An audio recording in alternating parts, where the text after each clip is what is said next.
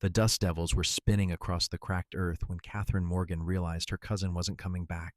She stood in the doorway of the abandoned homestead, watching the wagon disappear into the shimmering heat of the Nevada desert, her heart hammering against her ribs as the reality of her situation settled like lead in her stomach. Margaret had promised they would build a life together out west, away from the suffocating expectations of Philadelphia society.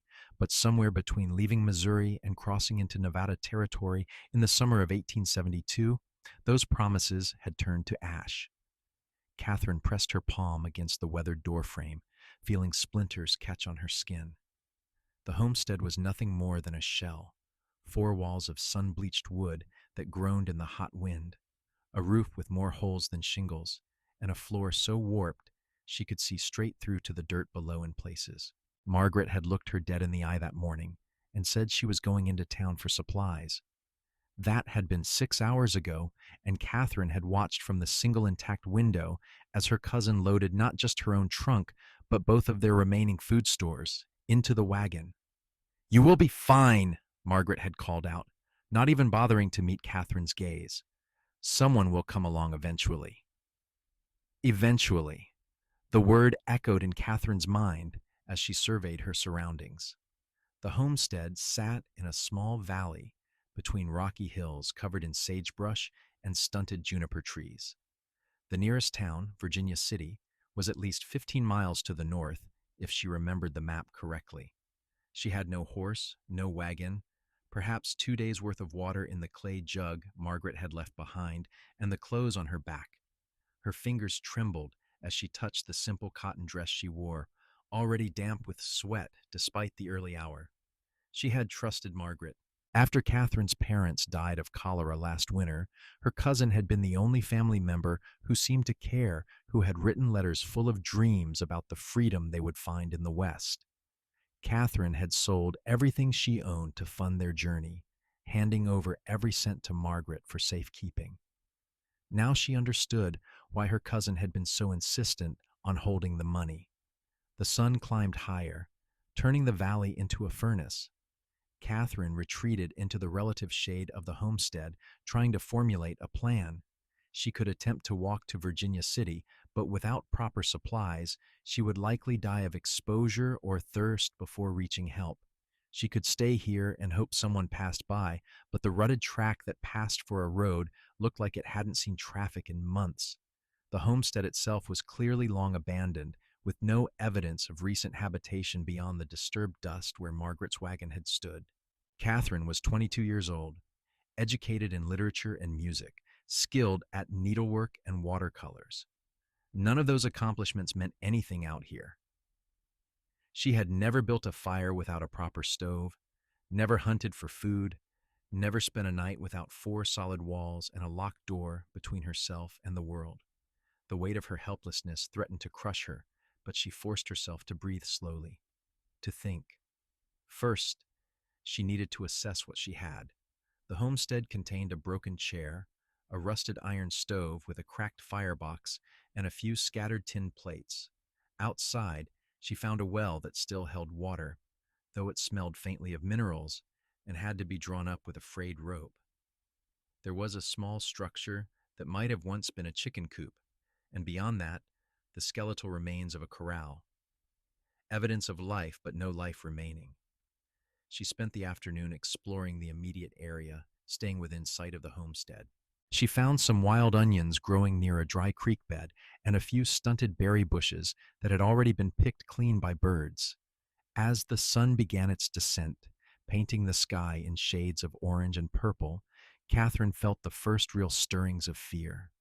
Night would bring cold to this desert valley, and she had no way to make fire, no blankets, nothing to keep the darkness at bay. That night was the longest of her life.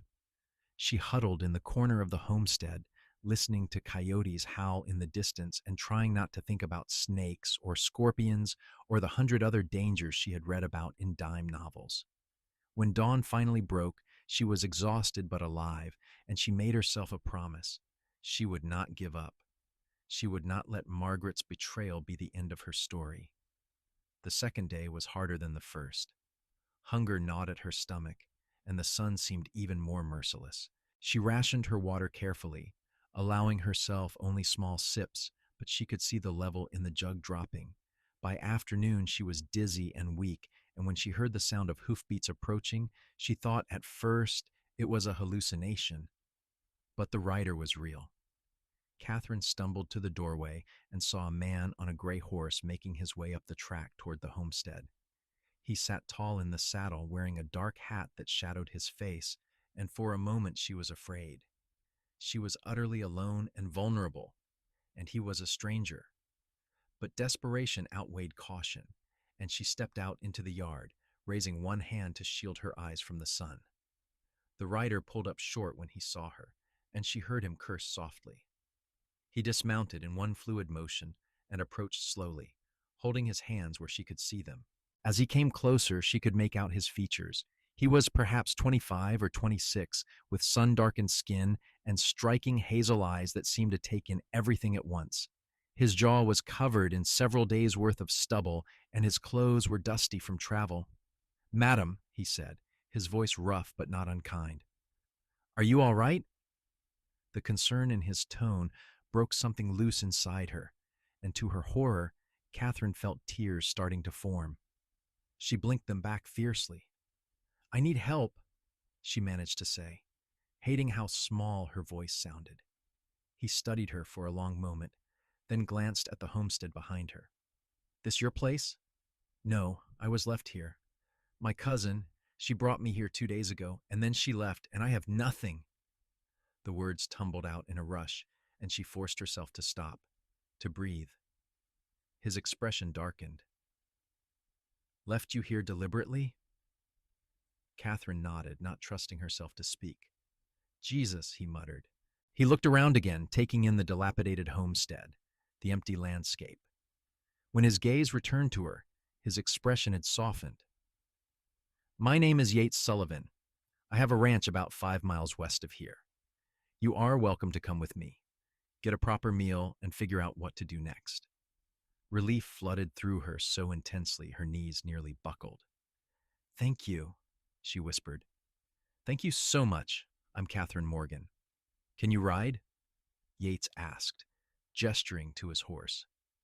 "I have ridden before, but not recently," Catherine admitted. "That will have to do."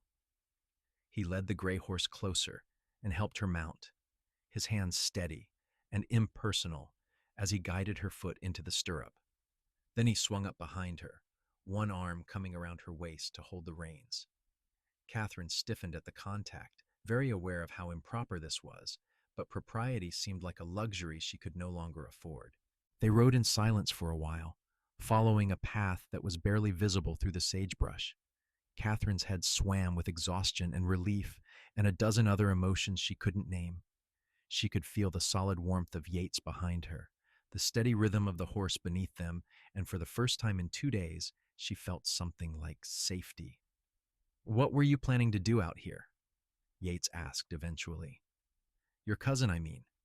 What was the goal?" "We were supposed to start a new life," Catherine said bitterly. She told me about opportunities in Nevada, about how women could own property and build something for themselves. I believed her. "You gave her money?" Yates said. "It wasn't a question. Everything I had." He was quiet for a moment. "I'm sorry, that is a hard thing." "I was a fool," Catherine said. "You were trusting. That is not the same thing." His words settled something inside her, some small measure of the shame she had been carrying. They crested a low hill, and Catherine saw Yates's ranch spread out below them. It was modest but well maintained, a sturdy cabin with a stone chimney, a barn in good repair, a corral with several horses, and what looked like a vegetable garden enclosed by a wooden fence. Smoke rose from the chimney, and Catherine could see chickens scratching in the yard. "It is not much," Yates said, "but it is home." To Catherine, who had spent 2 days thinking she might die alone in an abandoned homestead, it looked like paradise. Yates helped her down from the horse and led her to the cabin. Inside, it was clean and simply furnished: a table with 2 chairs, a bed in the corner, a wood stove, shelves lined with supplies. A door led to what looked like another small room in the back. It was clearly a bachelor's residence, practical and unadorned, but it was warm and solid and real. Sit, Yates said, pulling out one of the chairs. I will make coffee and something to eat. Katherine sank into the chair gratefully, watching as he moved around the kitchen with easy competence. He built up the fire in the stove, set a pot of coffee to brew, and began pulling ingredients from the shelves. Within minutes, the cabin was filled with the smell of bacon and beans warming, and Katherine's stomach cramped with hunger. When he set a plate in front of her, she had to force herself to eat slowly, to not wolf down the food like an animal. The coffee was strong and bitter and absolutely perfect. Yates sat across from her with his own plate, eating in silence, giving her space. Thank you, Katherine said when she finally pushed the empty plate away. I don't know how to repay you for your kindness. Yates shook his head. No repayment needed. No one should be left like that. He paused, turning his coffee cup in his hands. What do you want to do now? I can take you into Virginia City tomorrow if you want. There might be work there, places to stay. Katherine thought about that. She had no money, no references, no skills that would be valuable in a rough mining town. The thought of being alone again, even in a populated place, made her chest tighten with anxiety. But she couldn't impose on this stranger's hospitality indefinitely. I don't know, she admitted. I suppose I need to find work, but I am not sure what I am qualified to do out here. What did you do back east? I lived with my parents. I studied music and literature. I can read and write well, and I know some basic household management, but nothing that seems useful in Nevada territory. Yates was quiet for a long moment, his expression thoughtful. Can you cook? I can learn, Katherine said. I mean, I know the basics, but I have never done much of it myself. Can you tend a garden, care for chickens? I think so. Why? He met her eyes directly. I need help around here. The ranch takes all my time, and the house and everything else suffers for it. If you wanted to stay, work for room and board until you figure out your next step, I would be amenable to that arrangement. Katherine stared at him, trying to read his intentions. His expression was open and honest, without any hint of impropriety or ulterior motive. Still, the situation was wildly inappropriate. A single woman living on a bachelor's ranch would be scandalous by any standard. I know it is not conventional, Yates said, as if reading her thoughts. But this is Nevada territory, not Philadelphia. People are more concerned with survival than gossip, and you would be doing me a genuine service. I am a terrible cook, and my garden is more weeds than vegetables at this point. You don't know anything about me, Katherine said. I could be a terrible worker. I could steal from you. Could you? She met his gaze and saw he was serious, that he was really asking. No, I wouldn't do that. Then we have an understanding. He stood and gestured to the small back room she had noticed earlier. You can have the bedroom. I will sleep out here. We will work out the details as we go. Katherine followed him to the doorway and looked into the room. It was small but private, with a narrow bed, a trunk, and a single window that looked out over the hills. It was more than she had any right to expect. Why are you helping me? She asked quietly. Yates turned to look at her, and for a moment something flickered in his eyes, some old pain or memory. Because someone should have helped my sister when she needed it, and no one did. She died alone in a place not much better than that homestead where I found you. His voice was rough with emotion. So when I can help, I do. It is that simple. Katherine felt tears prick her eyes again, but this time she didn't try to stop them. I am so sorry about your sister. So am I. He cleared his throat and stepped back. Get some rest. Tomorrow we will start figuring things out. That night, Katherine lay in the narrow bed in the back room, staring at the ceiling and trying to process everything that had happened. 2 days ago, she had been desperate and afraid, abandoned and alone. Now she was safe, fed and sheltered, thanks to the unexpected kindness of a stranger. She thought about Yates's sister, about all the people who fell through the cracks of the world, and she made a silent promise to honor this second chance she had been given. The next morning, Catherine woke to the sound of Yates moving around in the main room. She dressed quickly in the same clothes she had been wearing for days, wishing desperately for a way to wash them, and emerged to find him preparing breakfast. "Good morning," he said. "Coffee is ready." "Thank you." She poured herself a cup and sat at the table. In the morning light, she could see him more clearly. The strong line of his jaw, the way his dark hair curled slightly at the collar, the calluses on his hands that spoke of hard physical labor. He was handsome in a rough, unpolished way that was entirely foreign to the men she had known in Philadelphia. "I thought we could start with the garden today," Yates said as he set a plate of eggs and biscuits in front of her. "Get you familiar with what is there, what needs doing. Then maybe you can take stock of the pantry, see what supplies we might need." "That sounds reasonable," Catherine agreed. "But first I need to ask you something. Do you have any spare clothes? Or fabric? I can't keep wearing this dress." Yates looked uncomfortable. "I have some old shirts and trousers that might work, but they will be too big. As for fabric, there is nothing here. We would need to go into town for that." "Shirts and trousers will be fine for now," Catherine said. The idea of wearing men's clothing would have been unthinkable a week ago, but she was learning quickly that survival required flexibility. After breakfast, Yates showed her around the property. The garden was indeed overrun with weeds, but Catherine could see evidence of tomatoes, beans, squash, and various herbs struggling to survive beneath the invaders. The chicken coop housed 6 hens and one bad-tempered rooster who eyed Catherine with deep suspicion. The barn contained 2 horses besides the gray Yates had ridden yesterday, along with basic tools and equipment.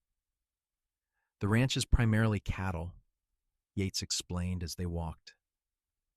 "I have about 50 head grazing in the hills right now. I check on them every few days, move them to fresh grass, look for problems. It is not a large operation, but it keeps me fed and provides a little income." "How long have you been here?"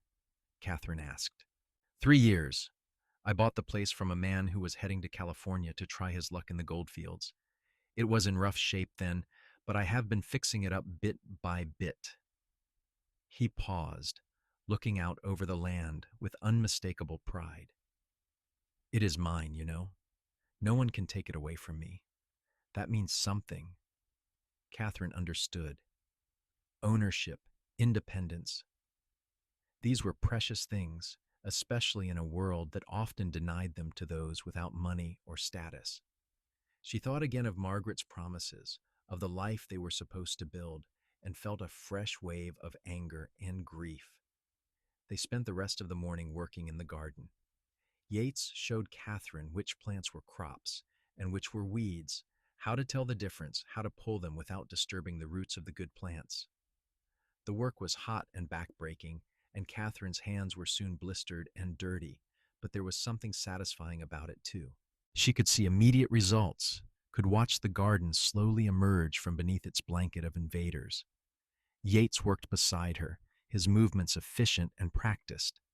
They didn't talk much, but the silence was comfortable. Catherine found herself sneaking glances at him when she thought he wasn't looking, noticing the way his shoulders moved beneath his shirt, the concentration on his face as he worked. There was something solid and dependable about him that made her feel anchored after days of chaos. They broke for lunch, eating cold biscuits and cheese in the shade of the cabin's porch. Catherine's muscles ached in ways she had never experienced, but it was a good ache, the kind that came from useful work. "You did well this morning," Yates said. "The garden looks better already." "Thank you for teaching me," Catherine replied. "I know I am not very skilled yet." "You will learn. That is what matters." He hesitated, then added, "I need to go check on the cattle tomorrow. I will be gone most of the day." "Will you be all right here alone?" The question brought back the memory of those 2 days at the abandoned homestead, but Catherine pushed the fear aside. This was different. She had shelter, food, and water here. She knew Yates would return. "I will be fine," she said, more confidently than she felt. The afternoon was spent in the cabin, with Catherine taking inventory of the supplies, as Yates had suggested. She found flour, cornmeal, dried beans, salt pork, coffee, and sugar, along with various other staples. The pantry was reasonably well stocked but disorganized, and she spent several hours cleaning and arranging everything properly. It was domestic work of a type she understood, and she found comfort in the familiar routine. That evening, Catherine attempted to cook dinner using the wood stove. It was a disaster. The fire was too hot, then too cold. The biscuits burned on the bottom and stayed raw on top. The stew was oversalted. She was almost in tears by the time she served it, but Yates ate without complaint. "I am sorry," Catherine said miserably. "I told you I wasn't much of a cook." "It is fine," Yates assured her. "You just need practice, and honestly, this is still better than most of what I make for myself." Over the following days, they settled into a rhythm. Yates would rise early to tend to the animals and work on various ranch tasks, while Catherine focused on the house, the garden, and learning to cook on the temperamental wood stove. Slowly, through trial and error, and Yates's patient instruction, she began to figure things out. Her biscuits stopped burning. Her stews developed flavor. The garden began to thrive under her care. They talked while they worked, sharing pieces of their histories. Catherine learned that Yates had grown up in Missouri, the son of a farmer who drank too much and cared too little. His sister Emily had been 3 years younger, sweet and trusting, and when she was 19, a man had promised to marry her and then abandoned her when he discovered she was with child. She had died trying to end the pregnancy herself, alone and ashamed, while Yates was away trying to earn money for their family. "I should have been there," Yates said, his voice tight with old guilt. "I should have protected her." "You can't blame yourself for someone else's cruelty," Catherine said gently. "The man who abandoned her, the society that shamed her, they bear that responsibility, not you. Maybe, but I still carry it." Catherine told him about her own losses, her parents dying within days of each other, the loneliness of being suddenly orphaned in her early 20s, the desperate relief when Margaret offered her a way forward. "I wanted so badly to believe in something," she confessed, "to feel like I had a future again. I think that made me blind to the signs that something was wrong." "What signs?" Yates asked. Catherine thought back. The way Margaret always wanted control of the money, how she would get angry if I asked too many questions about our plans, the fact that she never introduced me to any of her friends or acquaintances in the towns we passed through. She shook her head. "I see it now, but at the time I just kept telling myself she knew better, that she was taking care of things. Trust is not a weakness," Yates said. "Exploiting someone's trust, that is the weakness." His words helped ease some of the shame Catherine had been carrying, but she still felt the sting of betrayal whenever she thought about Margaret. She wondered where her cousin was now, whether she felt any guilt at all, or if Catherine had simply been a means to an end from the very beginning. 2 weeks after Catherine's arrival, Yates announced they needed to make a trip into Virginia City for supplies. Catherine felt a flutter of nervousness at the prospect of leaving the ranch, which had become a safe haven. But she also desperately needed proper clothing and other necessities. Virginia City was larger and more chaotic than Catherine had expected. The streets were crowded with miners, merchants, cowboys, and various other characters, all conducting their business with an energy that was almost overwhelming. Buildings seemed to have been thrown up hastily, many of them leaning at precarious angles. The air smelled of dust, horses, and human industry. Yates kept close to Catherine as they navigated the streets, his hand at her elbow to guide her through the crowds. They went first to the general store, where Catherine selected fabric for 2 practical dresses, along with needles, thread, and other essentials. The shopkeeper, a round-faced woman named Mrs. Chen, eyed Catherine with open curiosity. "You are new to the territory," she observed. "Where are you staying?" "With Mr. Sullivan," Catherine replied, aware of how that might sound. Mrs. Chen's eyebrows rose, but her expression remained neutral. I see. Well, welcome to Virginia City. If you need anything, you come see me. As they left the store, Catherine said quietly, People are going to talk, aren't they? Probably, Yates admitted. Does that bother you? Catherine considered. A month ago, the answer would have been an unequivocal yes. Her reputation, her standing in society, these things had seemed crucial. But that was before Margaret's betrayal, before she had learned what it meant to truly need help, before Yates Sullivan had ridden into her life and offered her kindness without conditions. No, she said, surprised to find she meant it. Let them talk. They made several more stops, the butcher for fresh meat, the blacksmith where Yates needed to pick up some repaired tools, and finally, a small restaurant where Yates insisted on buying Catherine lunch. It was a simple meal of beef stew and bread, but Catherine savored every bite. This was her first real meal in town, her first taste of something approaching normal life since everything fell apart. What do you think of Virginia City? Yates asked. It is loud and dirty and chaotic, Catherine said, but there is something exciting about it too. All these people building lives from nothing, making something out of this harsh landscape. It is remarkable in a way. Yates smiled. That is one way to look at it. I mostly just see a bunch of fools hoping to strike it rich. Are you not hoping for the same thing in your way? Maybe, but I am building something sustainable, not chasing a fantasy. He paused, then said, You know, if you wanted to stay in town, find work here. I would understand. Mrs. Chen was asking because she probably knows of positions, housekeeping, cooking, that sort of thing. Catherine looked at him in surprise. Do you want me to leave? No, Yates said quickly. That is not what I meant. I just want you to know you have options. You are not obligated to stay at the ranch. I want to stay, Catherine said, and as she spoke the words, she realized how true they were. The ranch had become more than a refuge. It had become a place where she felt useful, needed, even happy. And Yates had become more than just a kind stranger. She looked forward to their conversations, to working alongside him, to the quiet companionship they had developed. Unless you want me to go? I don't, Yates said, his hazel eyes intense. I have gotten used to having you around. The place feels less empty now.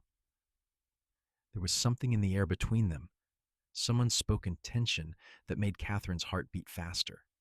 But before either of them could say anything more, a commotion erupted in the street outside.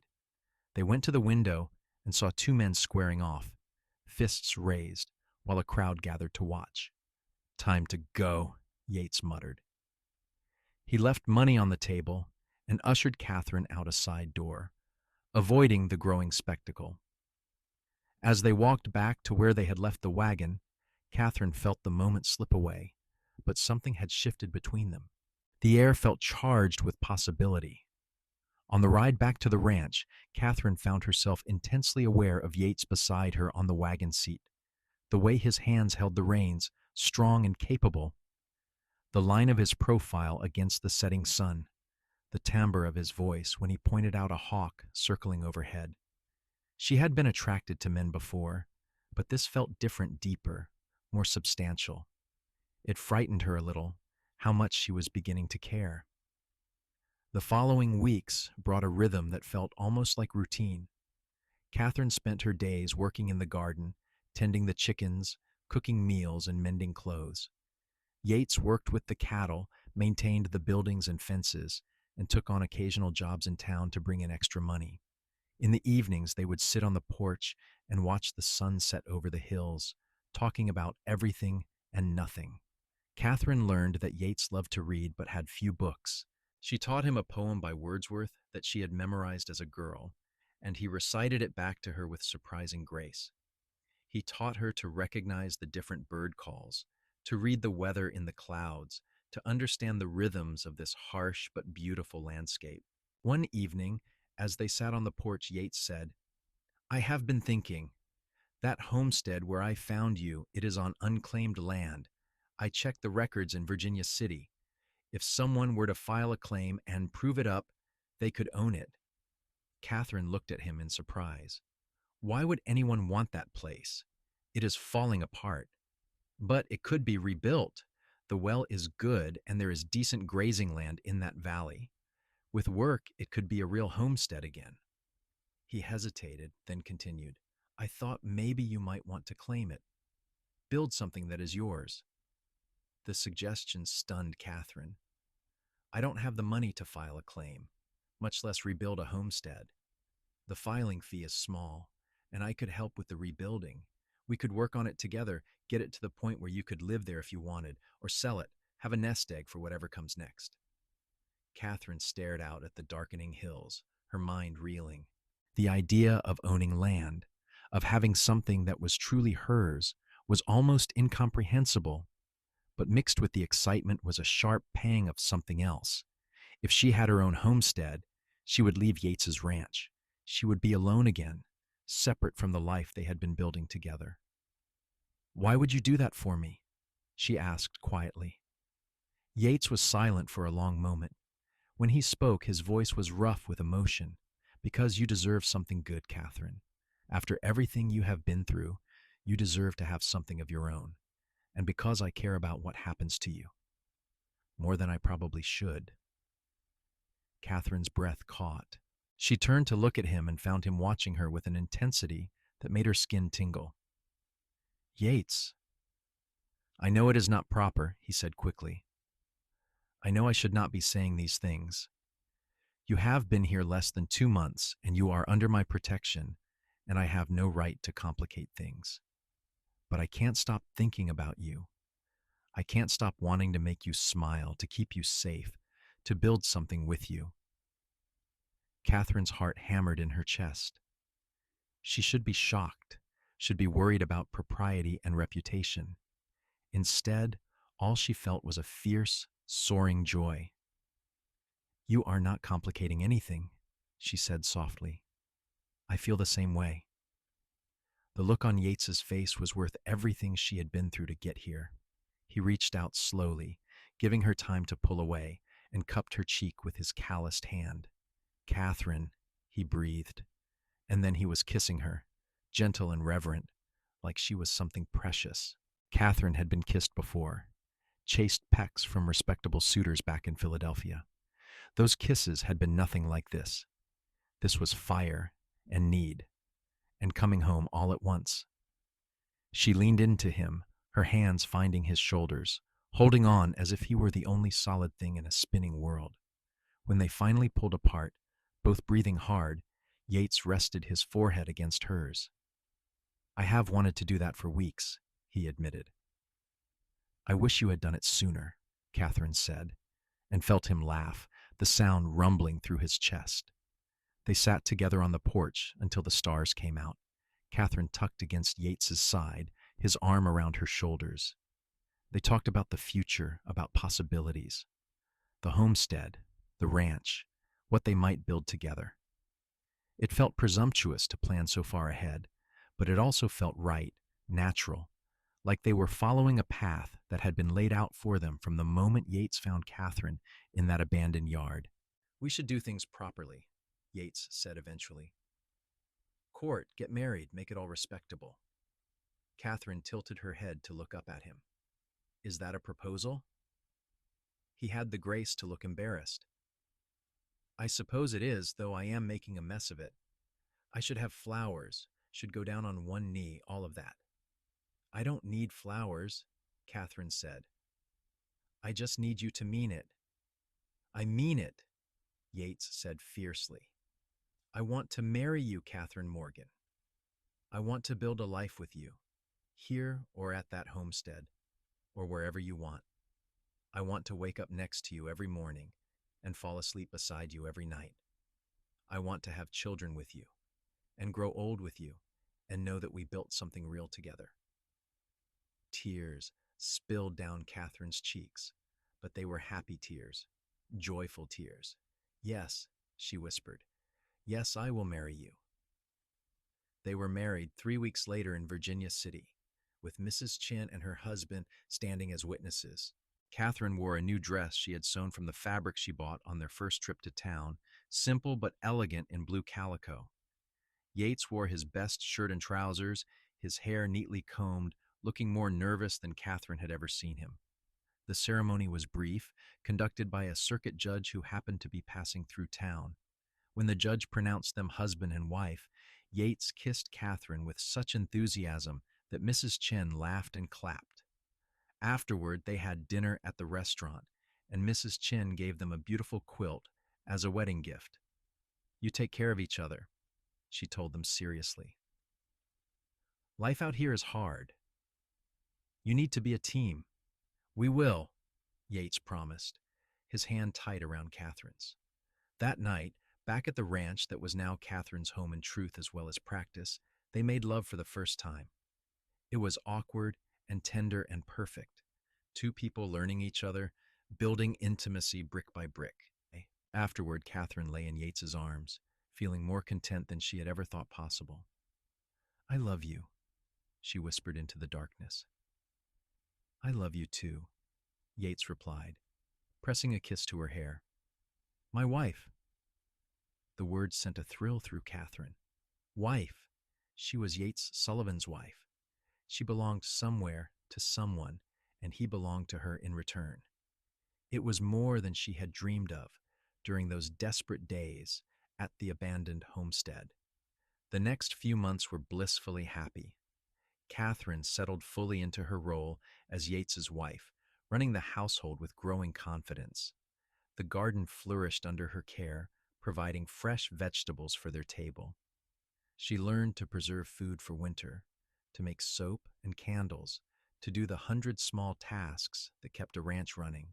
Yates continued working with the cattle and took on more jobs in town, saving money for their future. They visited the abandoned homestead several times, assessing what needed to be done. It was a daunting project. The structure needed substantial repairs. The well needed to be cleaned and reinforced, and the land itself required extensive work. But every time they walked the property together, Catherine could see Yates's vision coming to life. This could be something beautiful, something meaningful. "We could have both places," Yates suggested one afternoon as they stood surveying the valley. "Keep the ranch as the main operation, but develop this as a second property. Run more cattle, maybe bring in some sheep." "That is ambitious," Catherine said. "You make me want to be ambitious," Yates replied, pulling her close. "You make me want to build something big enough for the family I hope we will have." The mention of children made Catherine's heart swell.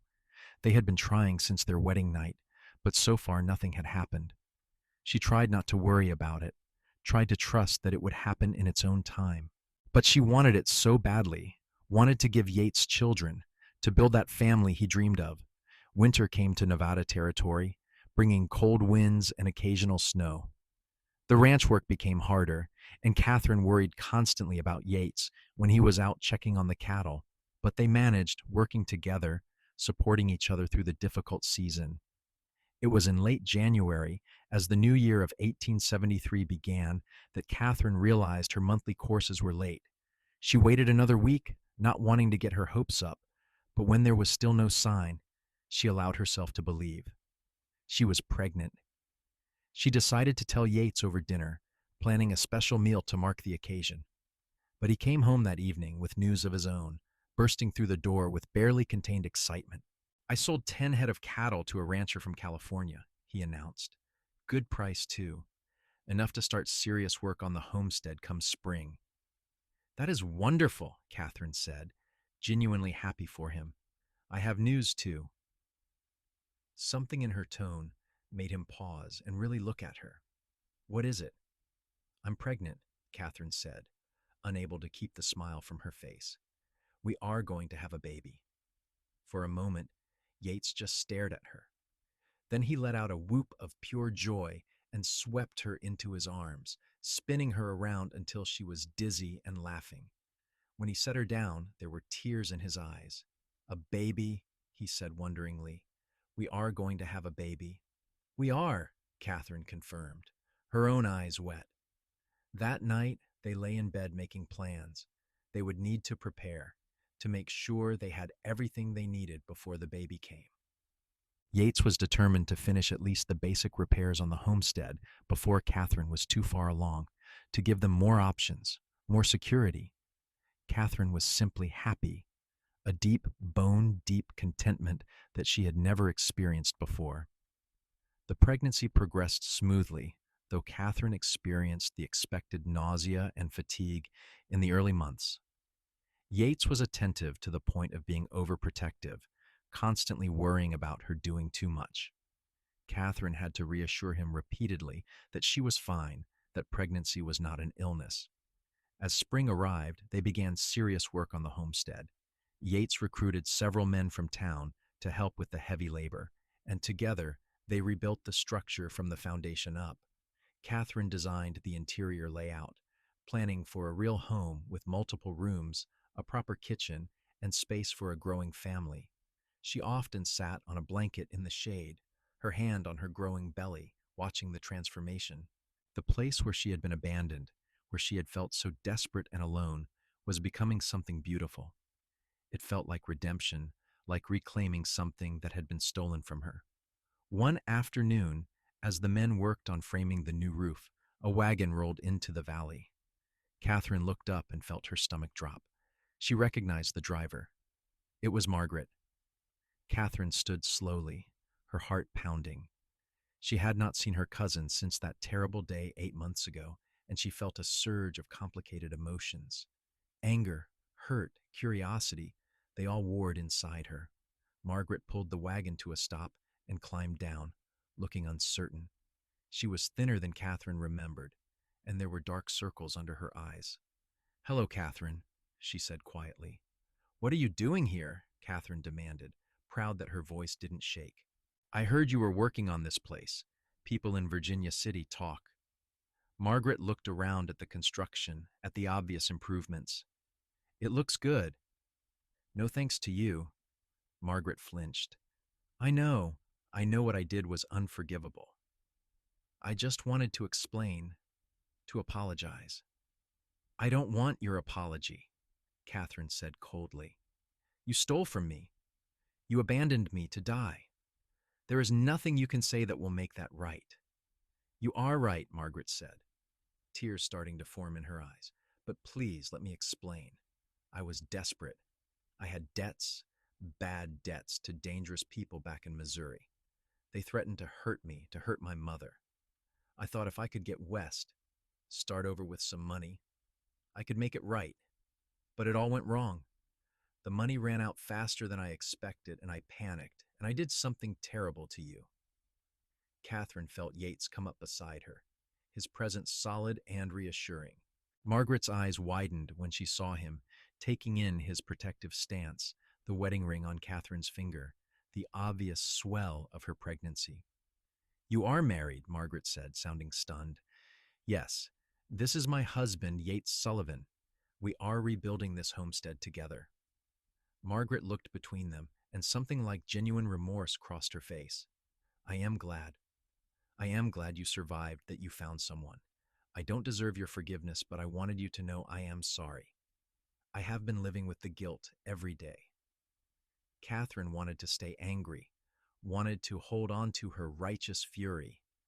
But looking at her cousin, this broken, desperate woman who had once been family, she found she didn't have the energy for it anymore. "I can't forgive you," she said honestly. "Not yet, maybe not ever, but I can let go of the anger. It is not doing me any good." "That is more than I deserve," Margaret whispered. "Yes, it is." Catherine took a breath. "I hope you find a way to make things right in your life, Margaret, but I don't want to see you again. Please don't come back here." Margaret nodded, tears streaming down her face. She climbed back into her wagon and drove away without another word. Catherine watched her go, feeling something inside her settle and close. That chapter of her life was over. Yates wrapped his arms around her from behind, his hands resting on her belly. "Are you all right?" "I am," Catherine said, and meant it. I really am. The homestead was finished by midsummer. It was a beautiful structure, sturdy and well built, with large windows that let in light and a porch that looked out over the valley. Catherine and Yates stood together in the main room, admiring their work. We did it, Yates said, awe in his voice. We did, Catherine agreed. She turned to him. What should we do with it?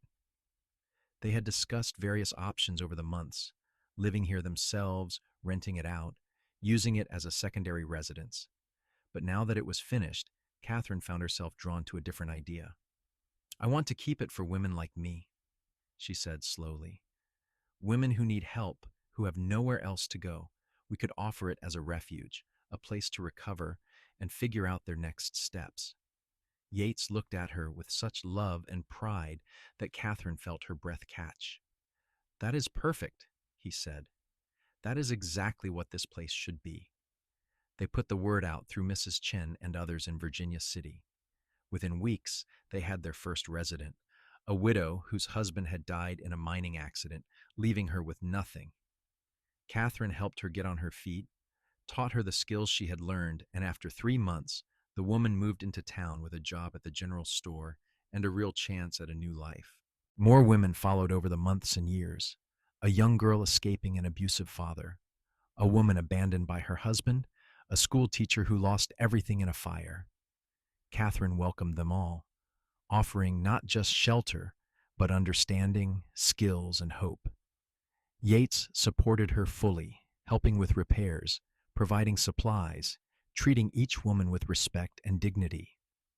Their first child, a son they named James, was born in late September of 1873. The birth was long and difficult, attended by Mrs. Chen, who had some experience as a midwife. But when Catherine finally held her baby in her arms, exhausted but elated, she felt a completion she had not known she was missing. Yates was besotted with his son, holding him with a tenderness that made Catherine fall in love with him all over again. He was a devoted father, patient and present, determined to give James the childhood he himself had never had. 2 years later, they welcomed a daughter, Eleanor, and 2 years after that, another son, Thomas. The ranch house was expanded to accommodate their growing family, and life was busy and chaotic and full of love. Catherine often thought back to that terrified woman standing in the doorway of an abandoned homestead, watching her cousin disappear into the desert. She thought about how close she had come to dying there, forgotten and alone. And then she looked at her life now, at Yates reading to their children by the fire, at the garden thriving outside, at the women who had passed through their refuge and built new lives, and she felt an overwhelming gratitude. One evening, when the children were finally asleep and they had a rare moment of quiet, Catherine and Yates sat together on the porch, as they had done so many times before. The sun was setting over the hills, painting everything in shades of gold and orange. Do you ever regret it? Catherine asked. Taking me in that day? Your life would have been simpler without me. Yates turned to her with a look of utter disbelief. Simpler, maybe, but it would have been empty. You are the best thing that ever happened to me, Catherine. You and our children and everything we have built together, that is what makes life worth living. Catherine leaned into him, feeling the solid warmth of his body, the steady beat of his heart. I love you, she said. I love the life we have made. I love you too, Yates replied, kissing the top of her head. Always. The years continued to pass, bringing both challenges and joys. There were hard winters and dry summers, sick children and frightening accidents, setbacks and disappointments. But there were also birthdays and holidays, successful cattle sales, and thriving gardens, weddings and births in their extended community. Through it all, Catherine and Yates faced everything together, their partnership deepening with each passing year. The refuge at the old homestead became well known throughout the territory. Catherine developed a reputation as someone who helped women in need, and donations began arriving from unexpected sources. A wealthy widow in San Francisco sent money for supplies. A group of businessmen in Virginia City funded an expansion that added 2 more rooms. The circuit judge who had married Catherine and Yates made it a point to spread the word about their work wherever he went. By 1880, Catherine had helped more than 30 women restart their lives. Some stayed in Nevada, while others moved on to California or Oregon or back east. But all of them carried with them the skills and confidence Catherine had helped them develop. Several wrote letters over the years, sharing news of their lives, expressing gratitude for the second chance they had been given. One letter in particular moved Catherine to tears. It was from the first woman they had helped, the mining widow. She had married again, this time to a kind shopkeeper, and they had just welcomed their first child. "I named her Catherine," the letter said, "after the woman who saved my life." Catherine showed the letter to Yates that evening, her hands shaking. "I never thought we could make this kind of difference," she said. "You made the difference," Yates said gently. "This was your idea, your heart driving it. I just helped where I could." "We are partners," Catherine insisted, "in everything." Their own children grew up surrounded by this work. James, Eleanor, and Thomas learned early that their home was a place of refuge and compassion. They helped in the garden, played with the women's children when they had them, and absorbed the lessons of kindness and resilience their parents modeled daily. When James turned 16, he announced his intention to become a doctor, inspired by the various medical crises he had witnessed over the years. Catherine and Yates were immensely proud, and they began saving money to send him to medical school back east. Eleanor, at 14, showed a talent for teaching and announced she wanted to start a proper school in the valley. "So many children out here don't have access to education," she argued passionately. "We could change that."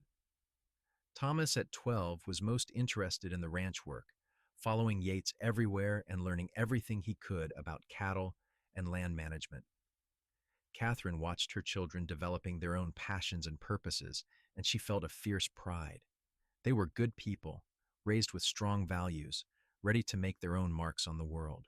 In the spring of 1885, Virginia City threw a celebration to mark the territory's progress over the past decades. Catherine and Yates attended with their children, now 17, 15, and 13. There were speeches and music and dancing in the streets. The judge who had married them so many years ago was there, now retired but still sharp as ever. "I remember you two," he said with a grin, "young and in love, barely able to wait through the ceremony." "That is still true," Yates said, pulling Catherine close. The judge laughed. "I have married hundreds of couples over the years, but I still remember yours. There was something special about it, the way you looked at each other. I am glad to see I was right." Later, as they danced together in the street, Catherine pressed close to Yates and whispered, "Do you remember the day we met? How scared I was." "I remember thinking you were the bravest person I had ever seen," Yates replied. "Standing there alone in that wasteland, not giving up." "I was ready to give up," Catherine admitted. "If you had come one day later, I don't know if I would have survived. But I did come, and we found each other." Yates spun her in a circle, making her laugh. "That is what matters." As Catherine looked around at the celebration, at her children laughing together, at the community they had become part of, at the life they had built from nothing, she felt a profound sense of completeness. She thought about Margaret sometimes, wondered if her cousin had ever found peace or made amends for her actions. But mostly, Catherine had let that pain go, released it into the past where it belonged. What she had learned in the years since that terrible day was that life could be rebuilt, that kindness mattered, that love, real, deep, committed love, could transform everything. Yates had taught her that, had shown her through his actions what it meant to be a true partner. The years continued their steady march. James went off to medical school in 1887, writing long letters home about his studies and the fascinating world of medicine. He returned in 1892 as Dr. James Sullivan, ready to serve the community he had grown up in. He set up practice in Virginia City, but spent several days each week at the Homestead refuge, providing free medical care to the women who passed through. Eleanor fulfilled her dream of starting a school, initially teaching in the expanded Homestead and later moving to a dedicated building in Virginia City. She had a gift for reaching difficult students, for seeing potential where others saw problems. She never married, devoted instead to her students and her calling. Thomas took over more and more of the ranch work as Yates grew older, though his father remained active and involved well into his 50s. Thomas eventually married a young woman named Sarah, who had once stayed at the refuge, and they built their own house on ranch land, raising 4 children and expanding the cattle operation.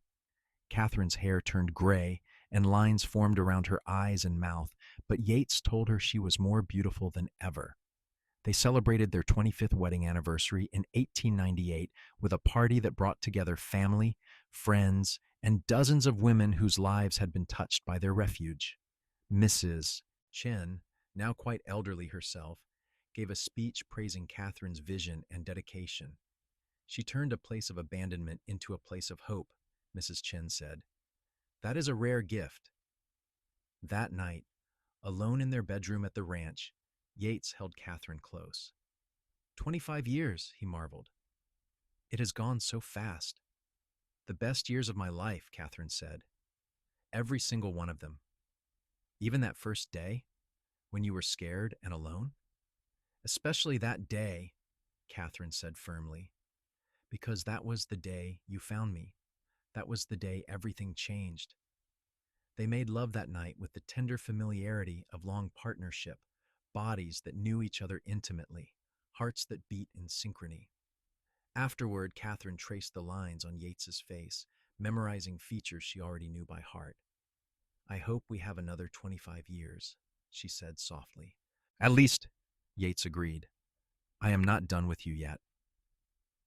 They had 18 more years together before Yates passed away quietly in his sleep in 1916 at the age of 69.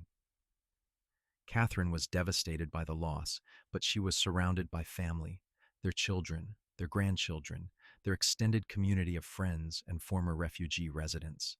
They buried Yates on a hill overlooking the ranch with a simple stone marker that read, Yates Sullivan, beloved husband, father, and friend.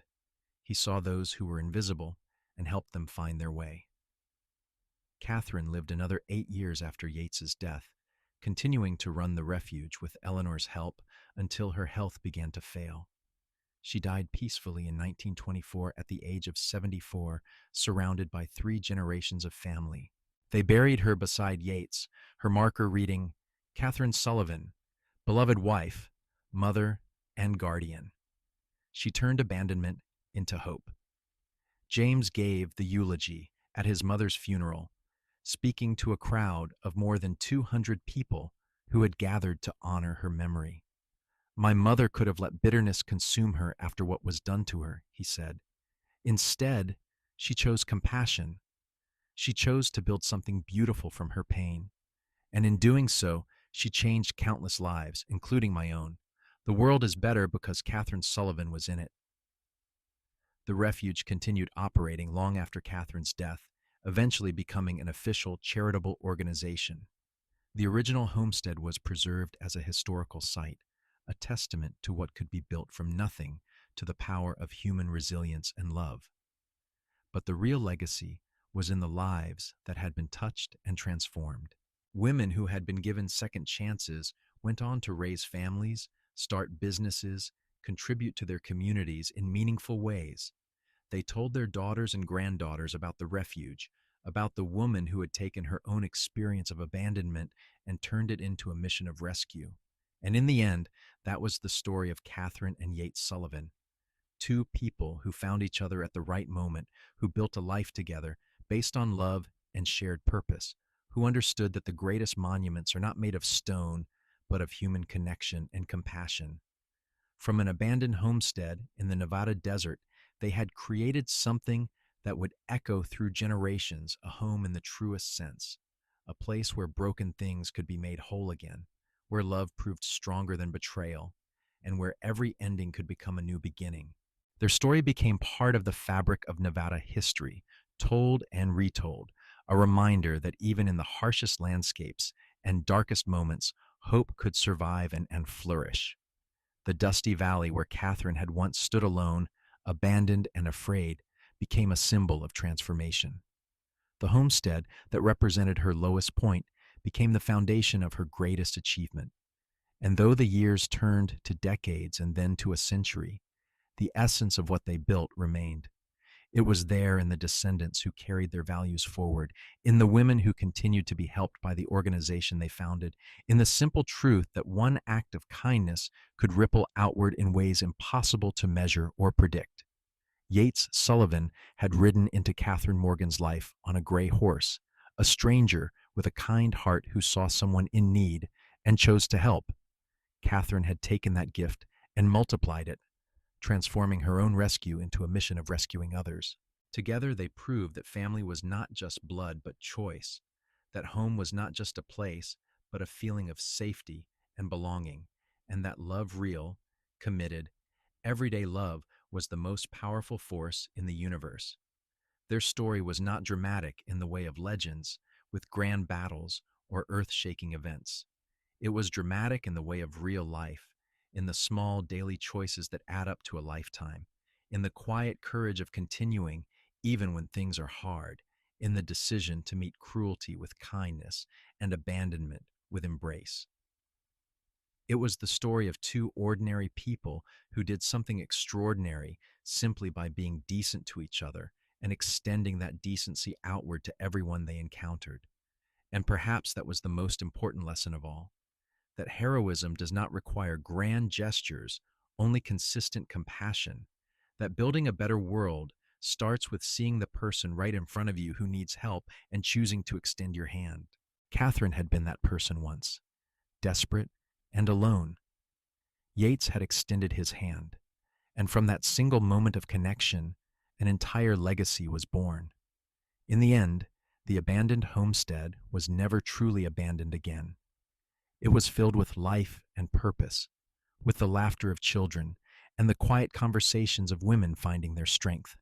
It stood as proof that nothing is ever truly lost, that with enough love and effort, anything can be reclaimed and remade into something beautiful. And somewhere in the Nevada hills, if you listen closely on quiet evenings, you might hear echoes of that first meeting, the sound of hoofbeats approaching, a man's voice asking if everything is all right, a woman's trembling answer that she needs help. You might hear the beginning of a love story that changed not just two lives, but hundreds, a love story that proved the old truth that sometimes the people who save us are the ones we end up saving in return, that rescue is always a two-way street, and that home is not where you start, but who you choose to build a life with, one day at a time, one act of kindness at a time, one moment of choosing love over fear, until all those moments add up to a lifetime worth celebrating.